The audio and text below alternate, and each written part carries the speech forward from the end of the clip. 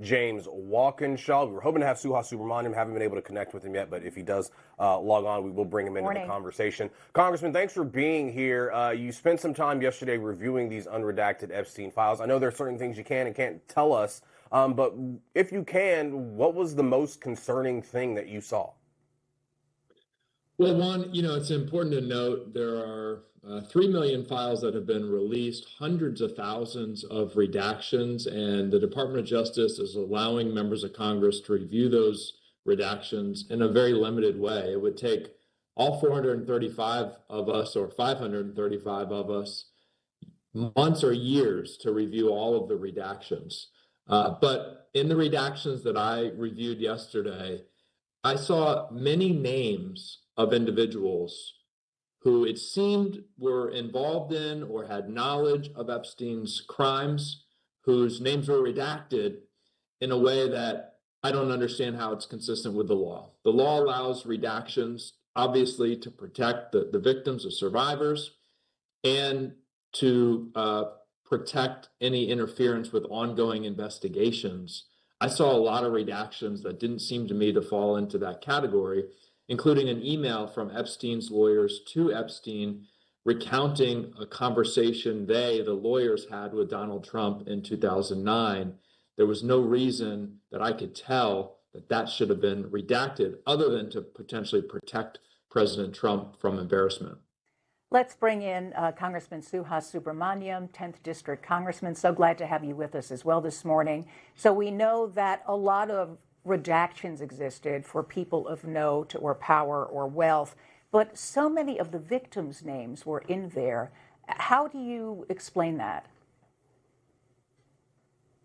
Well, in the end, our committee subpoenaed the Justice Department for the files back in August. They said last March that they had all the files ready to go, all redacted. And so they were either lying, they probably were lying last March when they were talking about how all the files were redacted. But what they should be doing is releasing all of the files that they've withheld to our committee, and then releasing all of the files to us. And then we can go through that process as well with consultation with the victims to help with those redactions. What they've done instead is overly redacted things and still missed redactions of the victims because they did this rush job because they simply weren't ready or weren't prepared for this entire process. You guys have spoken to victims. They feel victimized, first of all, by what happened to them, and then for the victims, what they see as a lack of justice. Congressman Walkinshaw, you want to talk about that? Yeah, I spoke to one of the survivors yesterday, and they're really, really frustrated. And, I think Suhas laid it out well.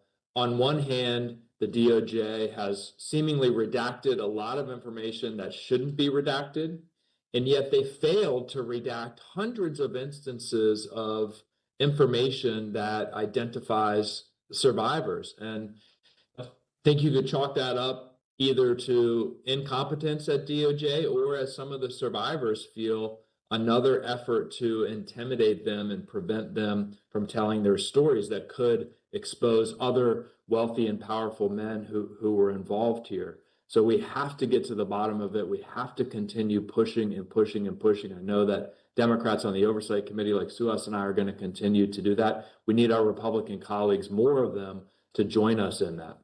Well, it appears Thomas Massie is certainly on board with those calls. Yesterday, after reviewing these files with Ro Khanna, of course, they paired up to start this discharge petition that led us here. He talked about maybe revealing the names of these 6 co-conspirators that were redacted on the House floor or in a committee hearing setting, of course, being protected by the speech and debate clause. Would you be in favor of him or someone else doing that and revealing these names to the public, Congressman Walkinshaw? Yeah, absolutely. And look, as I said, I saw a lot of names in the redactions,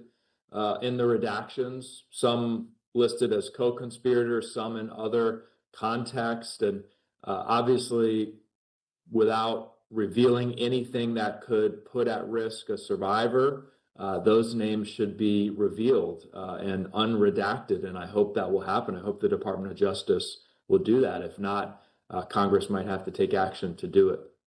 So Ghislaine Maxwell, of course, She testified from her prison yesterday and said nothing. She took the fifth every single time, which everybody expected. Her lawyers are asking for clemency, and that if there is clemency, she would actually clear President Trump or former President Clinton of any wrongdoing, not that either of them, are accused of outright wrongdoing. What do you make of that, Congressman Subramanyam? Yeah, this is part of her campaign to get out of jail. And she was moved to a minimum security prison after talking to Todd Blanche, the deputy AG, for several hours. And I think she feels emboldened and she feels like she has leverage. And so we should not make her feel that way because she's never going to cooperate with our committee. And the reason she mentioned both Clinton and Trump is because she wants to appeal to Democrats and Republicans. And so it's very clear that she's trying to get consensus around getting her out of jail, which to me should never happen. And I still want the president, he hasn't done it yet, to call immediately and say that he will never pardon her and never give her that clemency. He needs to make that very clear, but he has not done so yet. And I don't know why.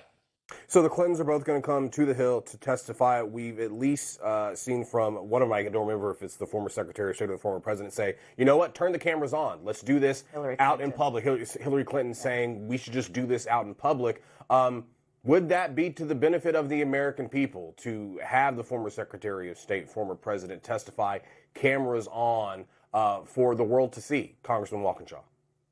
Yes, absolutely. And, we've been very clear from the get-go. Anyone with information about this investigation should talk to the committee under oath. And, I agree that this should be in public. I mean, the Clintons should come before the committee in public, cameras on, let the American people, judge what they hear. I will say that they've been pretty open and transparent and have called for the full release of the files and have said they have nothing to hide and they should answer those questions before the committee.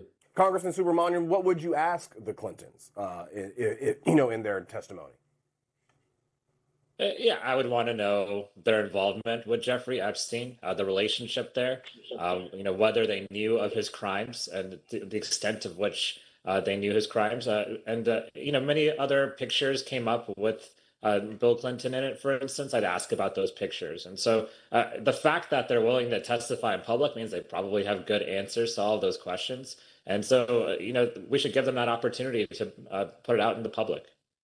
So tomorrow, Pam Bondi will be testifying, up on the Hill. What do you guys want to hear from her? Congressman Subramanyam? Well, I want to know why she hasn't released 2.5 million files by their admission. I want to know what's in those files. I want to know why she's in flagrant violation of the law. I voted to hold her in criminal contempt. I know so did Representative Walkinshaw, because she has violated the law repeatedly and ignored our subpoenas on Capitol Hill. And so she works for the American people. She does not work for the president, but obviously she doesn't see it that way. But in the end, she has a lot of questions to answer about her handling of this entire case. Congressman Walkinshaw, anything you want to add to that? I agree with all of that. I would add, she should be asked specific questions about some of the redactions that are not consistent with the law. And a number of members of the Judiciary Committee yesterday were reviewing the files at Department of Justice, as I was, and I know that they intend to ask some of those questions of her. Even in public statements, the Deputy Attorney General has provided some rationales for redactions that are not consistent with the law.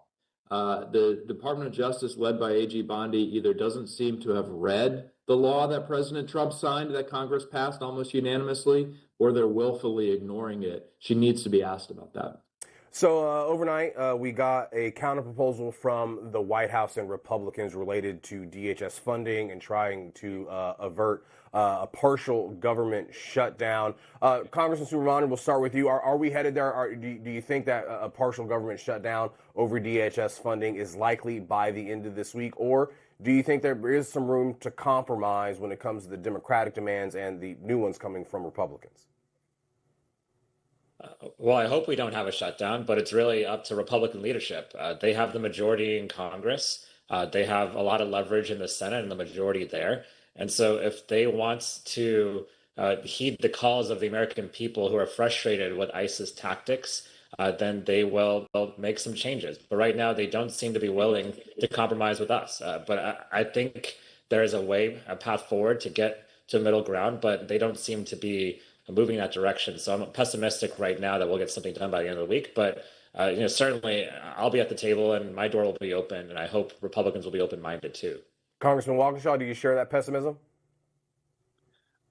Yeah, obviously the timeline is tight, and we're rapidly approaching it. I do think it's positive that there are at least conversations and proposals going back and forth. It sounds like the Republican counter proposal was incomplete. They really didn't flesh out their full perspective on these issues. And look, these are just basic things that the American people want. When you ask the American people, poll them, these are 70-30, 80-20 issues: that we shouldn't have mass secret police, that federal law enforcement should have professional standards just like our local law enforcement do. And one of them that's important to me that I'm going to be asking the director, the head of ICE, about later today is, why does the Trump administration think that the government, the federal government, should be able to smash down your door while your family is sleeping without getting a judicial warrant? That is a basic American small government, limited government principle that my Republican colleagues on the Homeland Security Committee should support, consistent with their philosophy. Why does this administration think that the government should be able to do that without a real judicial warrant? All right, Congressman James Walkinshaw and Suhas Subramanyam, representing Northern Virginia. Thanks so much for being here, guys. We appreciate it. Thank you. We'll be right back. Stay with us.